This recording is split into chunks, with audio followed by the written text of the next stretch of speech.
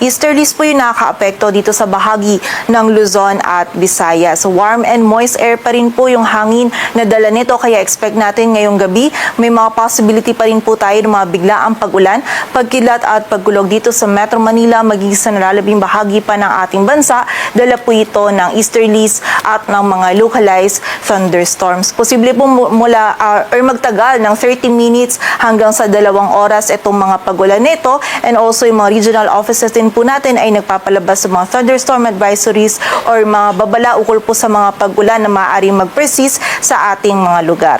Sa ngayon, wala rin po tayong min-monitor na bagyo or LPA sa anumang bahagi ng ating bansa, ngunit may kita natin dito sa ating latest satellite animation. Ito pong mga cloud cluster or kaulapan dito sa may labas ng ating area of responsibility sa silangan po ng Mindanao. Ito pong mga kaulapan nito, monitoring po tayo dito sa possibility na magkaroon ito ng defined circulation at maging isang ganap na low pressure area sa mga susunod na araw. Kung saan nakikita po natin, posibleng maging maulan yung panahon dito sa area ng Mindanao by this coming weekend na posible pong dulot ng LPA or ng ITCZ.